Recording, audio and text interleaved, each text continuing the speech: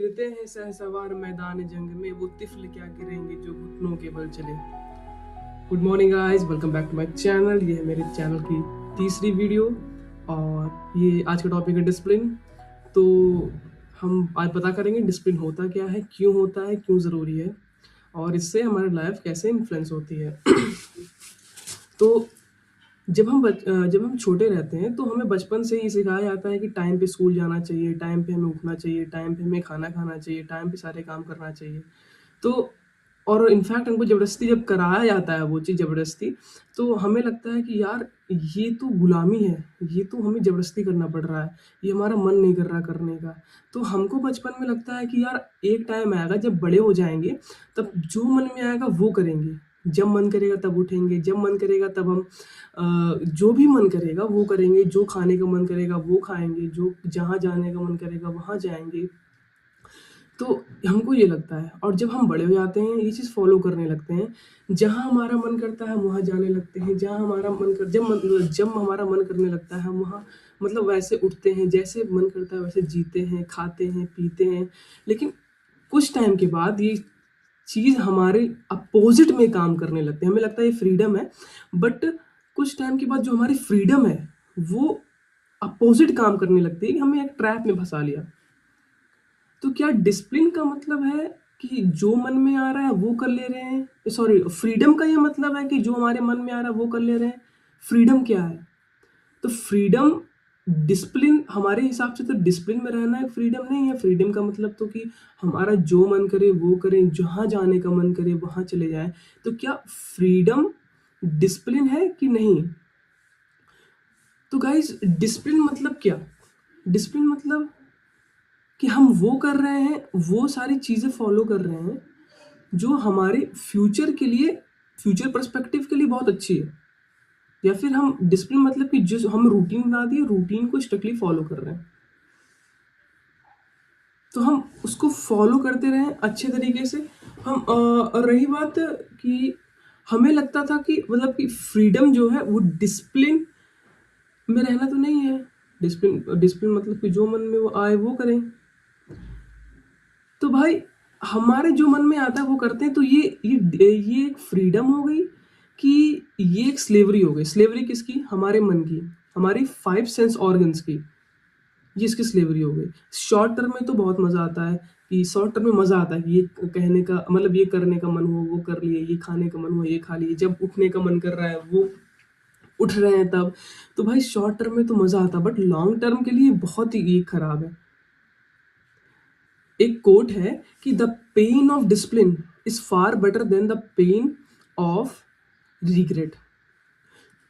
जो ये दर्द है, अनुशासन का जो दर्द है, ये बहुत ही हजारों गुना बड़ा है रिग्रेट के या फिर पछतावे के दर्द से। क्योंकि जो पछतावा है वो जिंदगी भर रह जाएगा। क्योंकि जो टाइम अभी जा रहा है जहाँ पे आप डिसिप्लिन नहीं है, शॉर्ट टर्म में मजे ले रहे हैं, वो जब चला जाएगा फिर आप जिंदगी भर रिग्रेट करते रहेंगे कि यार काश उस टाइम पे मैं डिसिप्लिन में रहकर कुछ काम किया होता। और मैं आपको बता दूं दोस्तों कि ज़िंदगी में कोई भी अगर कुछ करता है, कोई भी कुछ बड़ा करता है या फिर बड़ा करने की कोशिश करता है, तो वहाँ पे डिसिप्लिन होना अनिवार्य है, वहाँ पे कंपल्सरी है। बिना डिसिप्लिन के कोई आदमी आज तक कुछ नहीं कर पाया। जैसे सूरज की रोशनी हर जगह फैली हुई रहती है, तो इतना दिक्कत नहीं करती। लेकिन अगर आप लेंस को लाएँ, अब कहीं पर लगा दें, फिर वहाँ से जो ढेर सारी रेज़ इकट्ठे होकर के एक जगह फ़ोकस करती है, वहाँ पे आग लग जाती है। तो कहने का मतलब ये है, डिसिप्लिन में अगर रह करके हम किसी एक चीज़ पे फ़ोकस करेंगे, हमारी एनर्जीज़ को सारी तरफ रेडिएट ना होने दें, हर जगह ना निकलने दें कि ये भी करना है, वो भी करना है, वो भी करना है, ये भी करना है। हमें अर्जुन की तरह चिड़िया की सिर्फ़ एक आँख देखनी होगी, वो डिसिप्लिन है। और लोग क्या करते हैं, अपने मन की सुनते हैं, वो ये कुछ काम करते हैं, फिर उल्टा-सीधा काम करते हैं, जो मन में आता है वो खाते हैं, जो मन में आता है वो पीते हैं, जहाँ मन कर क्या हमें हमारे अंदर हिम्मत है अपने मन को ना कहने की? क्या हमारे अंदर इतनी हिम्मत है कि अपने हम 5 इंद्रियों को काबू कर सकें? क्या हमारे अंदर इतनी हिम्मत है? अगर है, तो आप डिसिप्लिन फ़ॉलो कर सकते हैं और अपने जीवन में कुछ बड़ा अचीव कर सकते हैं। अगर नहीं कर सकते इतना, फिर दिक्कत है भाई, फिर दिक्कत है। फिर क्या होता है ना कि आदमी का भरोसा उड़ जाता है खुद के ऊपर से।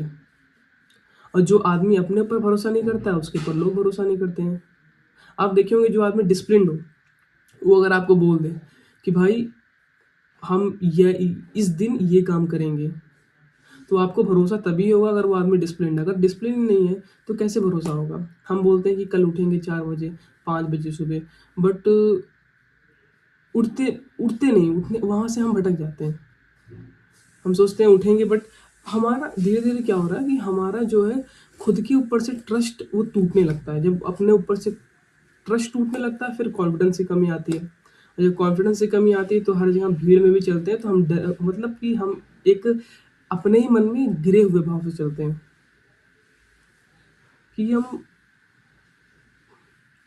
कि खुद के अंदर ही ना कॉन्फिडेंस कम हो जाता है कि ये करना है तो मतलब कर नहीं पा रहे हैं। और दूसरा ही बात, दूसरे भी भरोसा नहीं करेंगे। अगर घर का कोई, घर में आप देखते होंगे अगर जो भाई बहन में से जो भी हो अगर डिसिप्लिन्ड है तो उसके ऊपर मम्मी पापा भरोसा करते हैं कि हाँ ये कर लेगा। अगर ना डिसिप्लिन हो फिर कोई नहीं भरोसा करता। और भी कुछ बातें करनी थी कि डिसिप्लिन को मेंटेन कैसे करें। डिसिप्लिन को मेंटेन करने के लिए हमें क्या क्या स्टेप्स फॉलो करने होंगे। देखो, अगर आप बचपन से डिसिप्लिन नहीं रहे हैं तो आपको बचपन से आदत हो गई होगी ट्रिक करने की कि अगर हम सुबह उठने के प्लान बनाए कि 5 बजे उठना है तो मन बोलेगा कि 1 मिनट और रुक जाओ, 1 मिनट और रुक जाओ, 2 मिनट और रुक जाओ, 5 मिनट और रुक जाओ। ऐसे ऐसे करते करते वो कभी उठ नहीं पाते हैं। तो अपने माइंड को ट्रिक करना सीखो।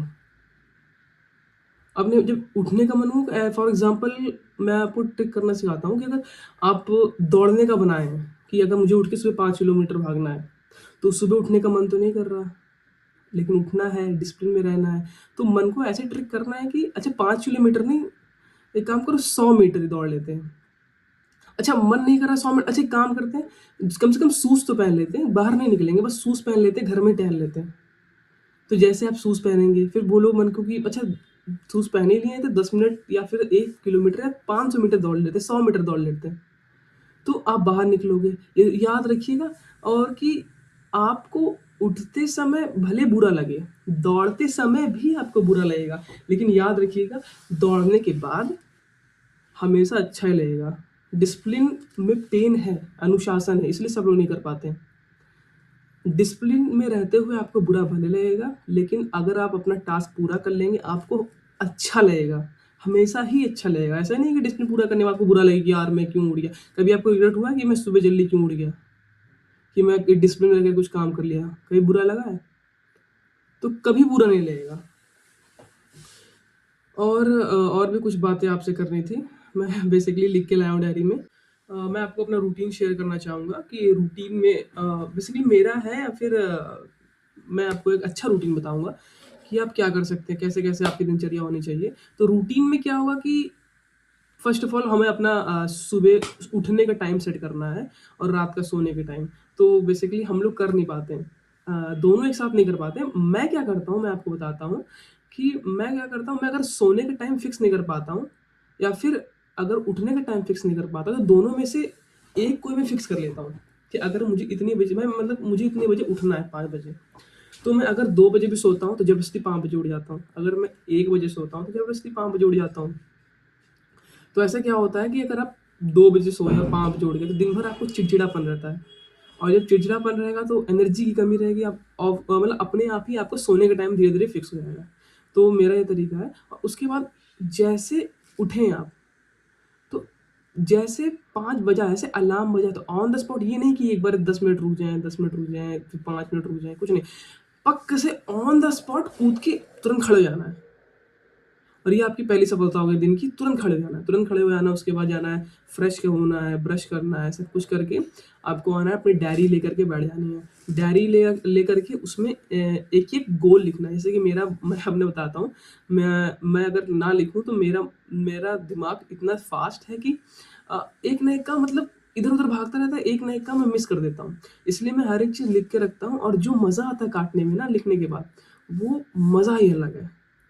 और उसमें छोटी-छोटी बात लिखा करें कि आज मुझे यहाँ जाना है, आज मुझे एक नया ये खरीदना है, आज मुझे कचरा फेंकना है या कूड़ा फेंकना है। तो एक-एक छोटी-छोटी चीज़ को लिखिए और उसको काटिए, फर्जी-फर्जी गोल लिखिए, उसको काटते रहिए।